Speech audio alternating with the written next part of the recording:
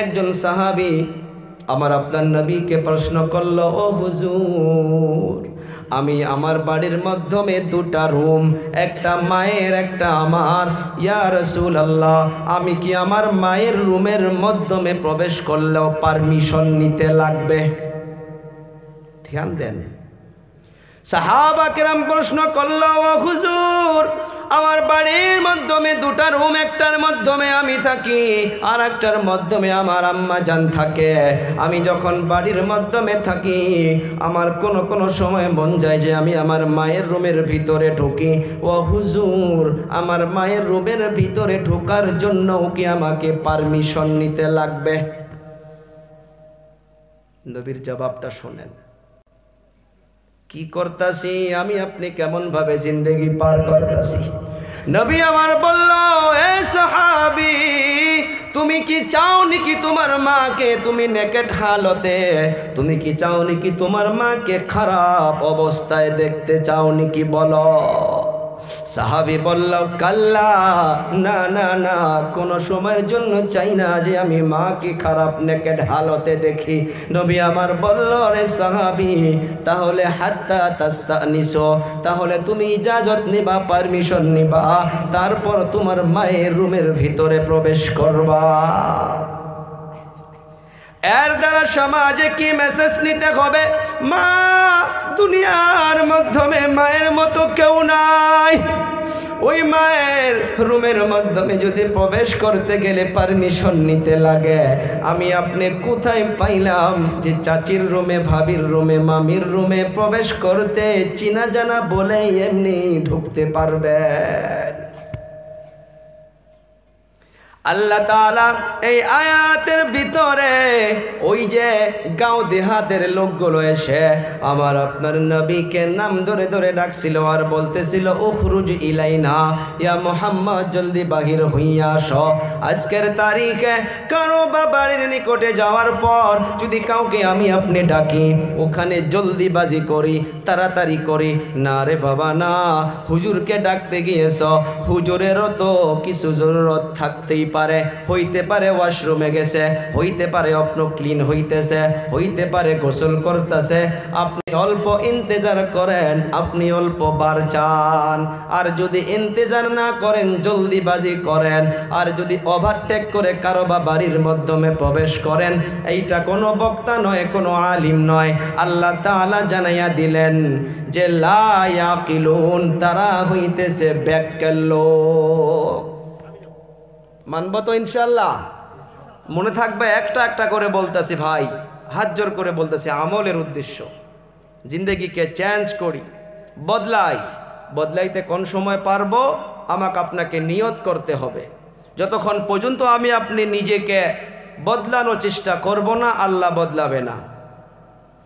আল্লাহ তাআলা বলতেছে, ওয়ালাউ আন্নাহুম সাবারু হাত্তা তাখরুজা ইলাইহিম লাকানা খায়রাল লাহুম ওয়াল্লাহু গফুরুর রহিম। আল্লাহ তাআলা বলতেছে, তুমি নিজেই বাইরে বের হয়ে তাদের কাছে আসো পর্যন্ত যদি তারা ধৈর্য ধারণ করতো, তারা জলদিবাজি করতেছে, তারা যদি সবর করত, ধৈর্য ধারণ করত, আপনি ঘরের থেকে বাহির হইয়া আসা না পর্যন্ত, সেটাই তাদের জন্য অনেক ভালো হইতো। আল্লাহ অতি ক্ষমাশীল, পরম দয়ালু।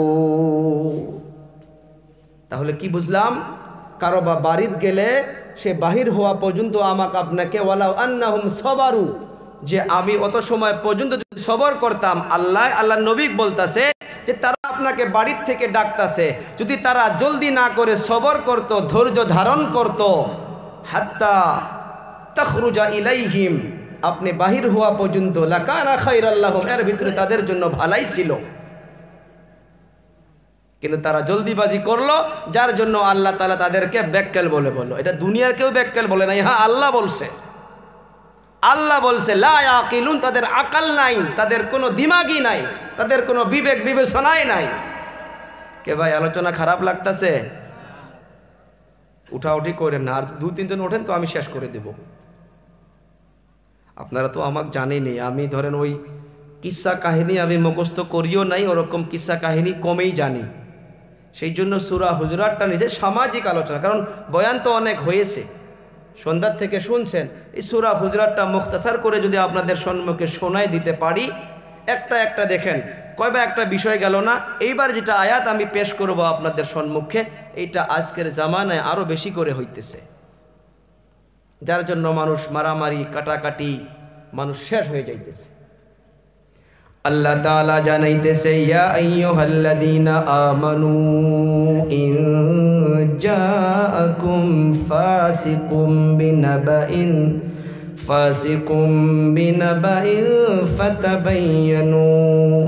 ফাতাবায়ানু আন তুসিবু কওমান বিজাহালাতিন ফাতুসবিহু আলা মা ফাআলতুম নাদিমিন। আল্লাহ তাআলা বলতেছে, এই আয়াতটা নাজিল হওয়ার একটা ব্যাকগ্রাউন্ড রয়েছে। ও বাবারা, বন্ধুরা, বানুল মুস্তালিক তাদের নিকটে আল্লাহর নবী সাল্লাল্লাহু আলাইহি সাল্লাতু ওয়া সালাম ইসলাম প্রচার করার জন্য, দ্বীনের দাওয়াত দেওয়ার জন্য তাদেরকে বুঝাইতে বুঝাইতে তারা ইসলাম পড়ে নিল, ইসলাম কবুল করে নিল। ইসলাম কবুল করার পর আমার আপনার নবী বলতেছিল যে ইসলামের মাধ্যমে থাকতে গেলে যাকাত দিতে হয়, রোজা রাখতে হয়, অমুক তমুক বহুত জিনিসকে আদায় করতে হয়। তারা সঙ্গে সঙ্গে যাকাতগুলোকে জমা করলো। ও হুজুর, আমাদের যাকাতকে নিয়ে যান।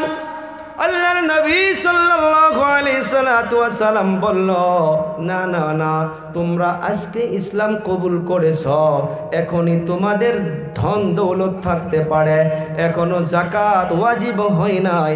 এই যাকাতের উপরে তোমার মালের উপরে একটা বছর পার হইতে হবে, হাওলানে হাওল 1 বছর পার হইতে হবে, তারপর তোমাকে যাকাত দিতে হবে।